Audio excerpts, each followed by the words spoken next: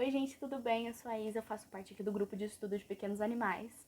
E a gente resolveu trazer para vocês umas aulinhas, umas explicações sobre uns temas super legais e super importantes de veterinária.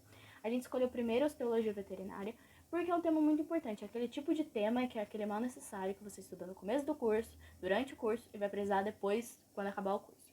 Enfim, eu vou estar olhando aqui pro lado porque o meu slide tá aqui do ladinho. Eu só uma telinha pequena para vocês, mas aqui eu preciso olhar para mim acompanhando. Então vamos lá. Osteologia veterinária. Osteologia veterinária, então, vai ser a parte da anatomia que vai estudar os ossos, o sistema esquelético, e toda essa parte que vai ajudar na sustentação do corpo do meu animal. O que vai acontecer então? Ó? Como o próprio nome já diz, estudo dos ossos. Os ossos, por exemplo, são estruturas rígidas, esbranquiçados, e eles são formados por um tecido conjuntivo mineralizado, que reunidos entre si vão estar se juntando aí para a formação do esqueleto. É importante falar também que os ossos eles possuem nervos e vasos sanguíneos para ajudar na sua irrigação e em outras cositas más. Vamos lá. Isso possui várias funções que são super importantes na vida do animal. Funções como proteção. Proteção, por exemplo, a gente pode usar a cavidade torácica, porque ela está protegendo órgãos como o coração e os pulmões. Esses órgãos eles são super moles e eles são super frágeis, então é importante que tenha uma estrutura protegendo eles. A gente pode citar também a parte do crânio, que está protegendo o cérebro. Outra das funções é o armazenamento, porque ele serve como armazenamento para íons de cálcio e de fósforo, então isso é muito importante. Coisa legal de falar é a parte da locomoção, a parte da alavanca e a parte da sustentação, que elas estão ali meio juntas. Por quê? O sistema de alavanca, ele está ligado com outra parte da veterinária, outra parte da anatomia, que é a parte de miologia, a parte dos músculos, porque os ossos e os músculos atuam com esse sistema de alavanca que faz com que a gente consiga realizar movimentos, a participar participar da locomoção do meu animal. Então isso vai ajudar bastante. E outra coisa, que é a parte da sustentação, que tudo isso vai sustentar o corpo do meu animal. Coisa legal de falar é a hematopoiese, porque alguns ossos possuem um tecido esponjoso com medula vermelha que vão estar ajudando aí na produção de células do sangue. Sistema esquelético. O sistema esquelético é um conjunto de cartilagens, um conjunto de ligamentos e um conjunto de ossos. Tudo isso junto desempenham várias funções que são aquelas que a gente acabou de falar. Aqui a gente tem um desenho, tem uma ilustração de uma anatomia do joelho. O que acontece? A gente consegue ver certinho os ossos, né? Aí circulados aí de azul, que são o fêmur, a patela, a tíbia e a fíbula. Esses ossos, eles estão diretamente ligados com a cartilagem e com a parte do ligamento. Por quê, ó? O ligamento, o próprio nome já diz, ele tá ligando os ossos ali, a gente consegue ver bonitinho eles ligando. E a parte da cartilagem, a gente consegue ver os meniscos, por exemplo. Os meniscos, eles servem para diminuir o impacto entre os ossos. Aí tá representado, a gente está usando o fêmur e a tíbia, que estão ligadinhos, então os meniscos vão ajudar a evitar esse impacto, a evitar que os ossos eles se estranhem, vamos dizer assim, e que eles se machuquem. Então os meniscos eles são como uma almofadinha que vão estar entre os ossos para ajudar aí a uma proteção do osso, né? O importante a gente falar é que dentro da osteologia a gente tem várias divisões para a gente estar entendendo esse sistema. Aqui nessa imagem, por exemplo, a gente consegue ver que o esqueleto ele é dividido em 3 importantes partes: esqueleto axial, apendicular e visceral. Aqui, ó, o axial, por exemplo, começando por ele, essa parte mais laranjinha do esqueleto, a gente pode perceber que é formado pelo eixo medial do corpo. Então, é a parte do meinho do corpo. A gente consegue perceber isso na foto. Então, aqui, ó, esqueleto axial é formado pelos ossos do crânio, ossos do pescoço, né, que são as partes das vértebras cervicais. A gente consegue ver também as vértebras torácicas, as costelas, o externo, vértebras lombares, sacrais e caudais. Isso é muito importante a gente saber, porque a gente consegue ter uma noção maior de como é o esqueleto do animal. Esqueleto apendicular, então, é formado pelos membros inferiores e superiores, que são a parte das patas, as partes dos bracinhos dele. E isso vai incluir a parte da escápula e a parte da pelve, que vão fazer a ligação direta com o esqueleto axial. E o esqueleto visceral são ossos que estão ligados diretamente a vísceras, que é o caso do osso peniano do cão, que a gente consegue ver aqui na foto, esse verdinho, e os ossos do coração do boi, porque o boi tem alguns ossinhos no coração. Classificação dos ossos. É importante a gente fazer essa divisão para a gente entender a diferença entre os ossos e as características entre eles. A gente vai começar falando aqui dos ossos longos. Os ossos longos, eles são caracterizados por serem mais cilíndricos, eles são mais compridinhos. A gente consegue ver aqui na foto, aqui tem um húmero, é a foto de um húmero representado. O húmero, ele tá na parte mais cranial, tá nos membros, né, superiores, que são as patinhas da frente. Então a gente consegue tá localizando ele ali. Aqui na foto a gente consegue perceber, ali mais ou menos na altura da crista do húmero, a gente consegue perceber essa parte compridinha chamada de corpo, né? É a parte da diáfise.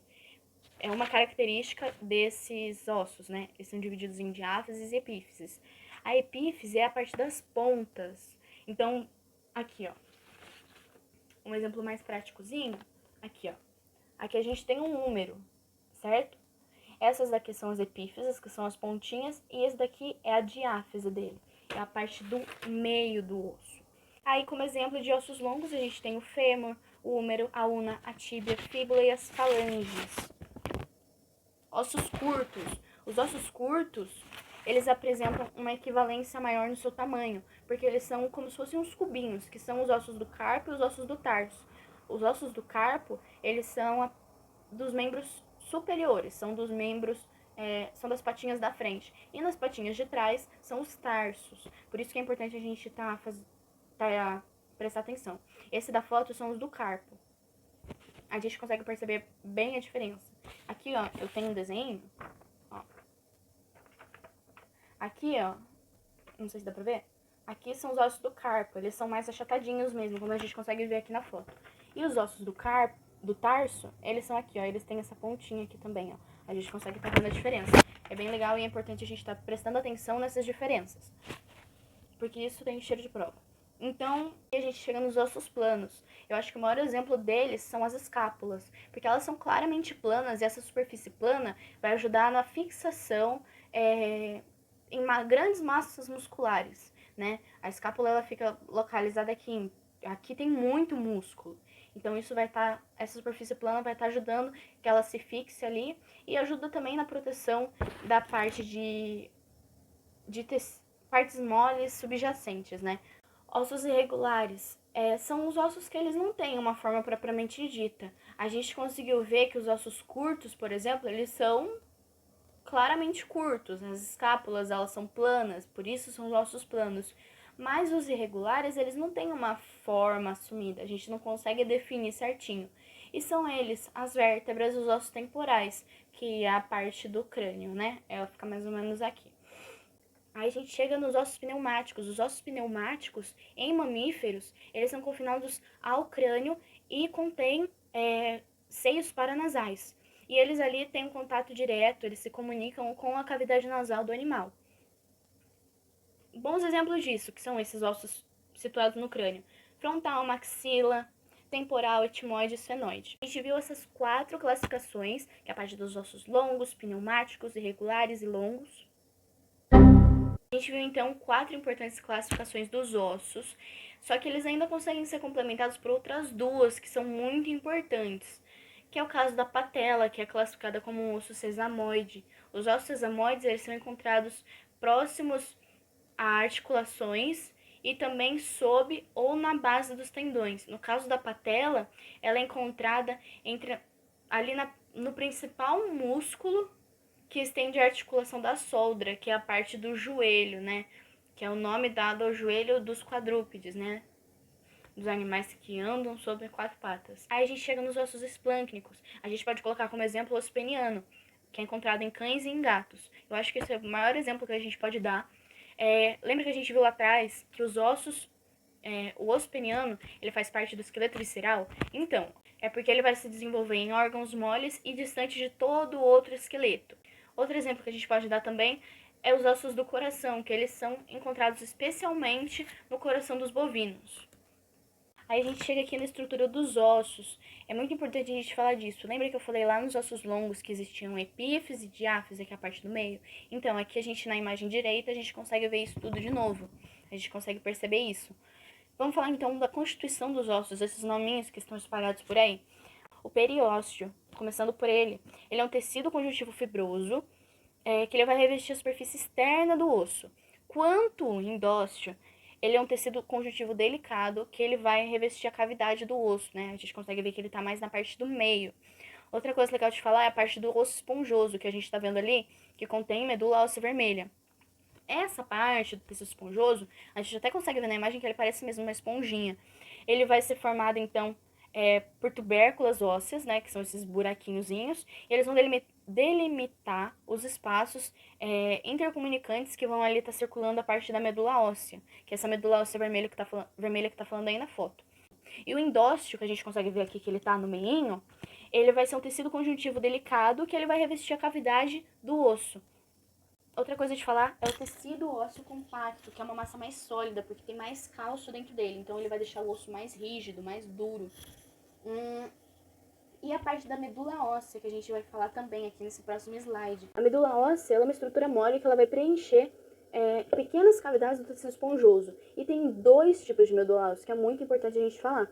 A medula óssea amarela e a medula óssea vermelha. A medula óssea amarela é encontrada na diáfise dos ossos longos, a parte do meio dos ossos longos. Ela vai ser composta por um tecido conjuntivo formado por células adiposas.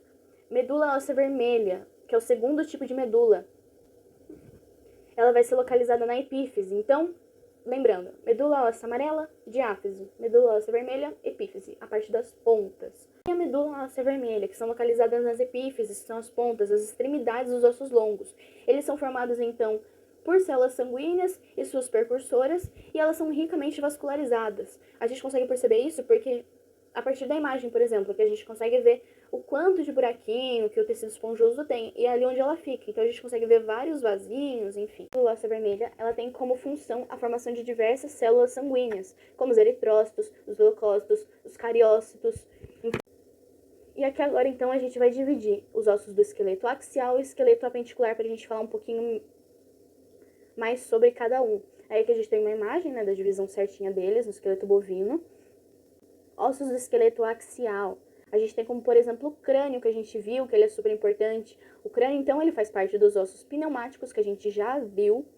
As vértebras, que são ossos irregulares. O que é importante a gente falar, que a gente ainda não falou, são esses nominhos. O que são esses nomes aí? Forame, arco, lâmina e etc. Que estão presentes em todas as fotinhos que eu mostrei até agora. Acidentes ósseos, que são esses nominhos, então, que a gente falou. Os acidentes ósseos, muita gente acha que os acidentes ósseos são assim, com uma fratura no osso, o osso está partido ao meio. Não, nada disso. Os acidentes ósseos, então, eles são definidos por alterações ou deformações causadas pelo trânsito de ligamentos, tendões. Não esquece isso, acidente ósseo não é uma fratura. Os acidentes ósseos não são fraturas. Os acidentes ósseos, eles são deformações causadas por ligamentos, causados por artérias, tendões e músculos. Aqui o que é legal a gente falar, existem diferentes tipos de vértebras, e as vértebras elas podem ser divididas, como a gente já viu, vértebras torácicas, cervicais, lombares, sacrais, caudais, enfim. Mas o que é importante a gente falar é que existem duas importantes vértebras, que são a C1 e a C2, que são a primeira vértebra e a segunda vértebra. A primeira vértebra é o atlas, que a gente consegue ver aqui, ó, é a primeira imagem. Ele vai permitir que o animal ele faça esse movimento. Quanto ao axis, que é a C2, é a segunda vértebra da minha parte cervical, a parte do pescoço do meu animal, vai permitir que o animal ele consiga movimentar o seu pescoço e a sua parte cervical desse jeitinho, fazendo uma voltinha. Aqui a gente consegue ver também a diferença da estrutura corporal dos animais. E é por aí que a gente consegue entender porque todos os animais não têm o mesmo número de vértebras. Cada um tem uma necessidade corporal diferente. Aí aqui nessa tabelinha a gente consegue ter uma noção da diferença da estrutura dos animais, né? Da diferença da estrutura da parte das vértebras.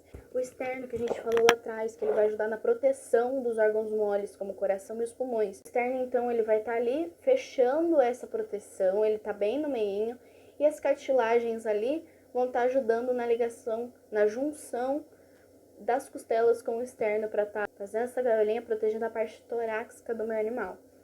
Aí a gente tem as costelas, ossos do esqueleto apendicular.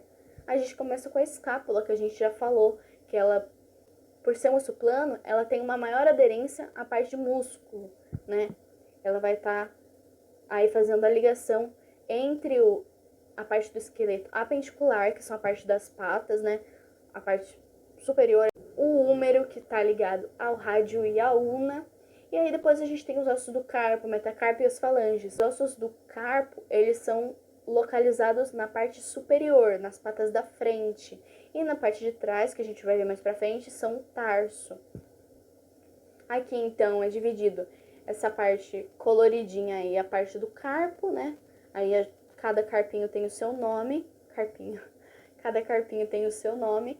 A parte do metacarpo, que é esse osso maiorzinho que a gente tá vendo aí. Depois a gente tem as falanges, que é a falange proximal, a falange medial e a falange distal, que são a parte das unhas. Ossos do esqueleto apendicular inferior. Aí, o ilho, pubis, acetábulo, essa parte da pelve do animal, assim como a escápula, eles vão estar fazendo a ligação direta entre o esqueleto apendicular e o esqueleto axial.